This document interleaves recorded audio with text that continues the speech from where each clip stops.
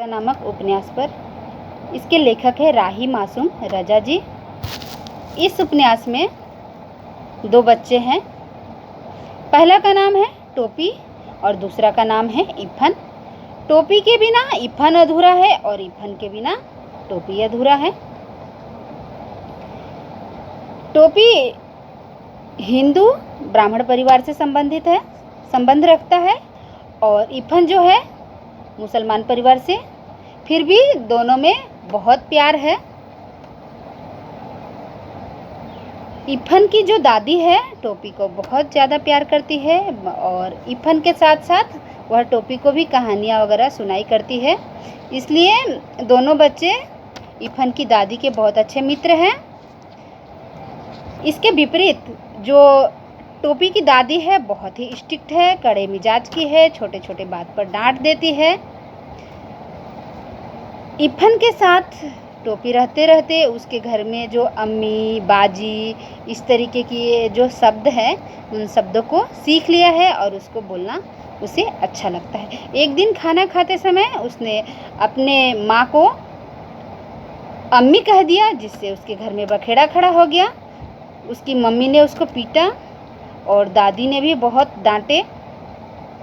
इसके वजह से वह काफ़ी परेशान हो गया और घर वाले उससे वादा कराना चाहते थे कि वह कभी भी इफन के घर ना जाए, लेकिन टोपी ऐसा कह नहीं पाया कि वह कभी भी इफन के घर नहीं जाएगा, क्योंकि इफन की जो दादी है उसको बहुत प्यार करती थी। दोनों बच्चे साथ पढ़ते थे, एक ही क्लास में पढ़ते थे और इफन की दादी से खास लगाव था। एक दिन क्या हुआ, इफन की दादी की मृत्यु हो गई। दोनों बच्चे सदमे में आ गए और टोपी ने तो यहाँ तक कह डाला, तेरी दादी की जगह मेरी दादी मर गई होती तो बहुत ही अच्छा होता, यहाँ तक कह दिया। उसके बाद कुछ दिन बाद दोनों मित्र साथ ही रहे। टोपी को बिल्कुल भी अच्छा नहीं लगता था उसकी दादी की मृत्यु हो जाने के बाद।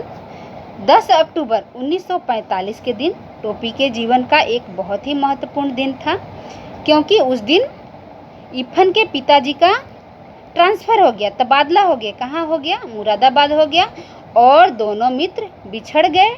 टोपी तो बिल्कुल ही अकेला हो गया, उसका मन कहीं भी नहीं लगता।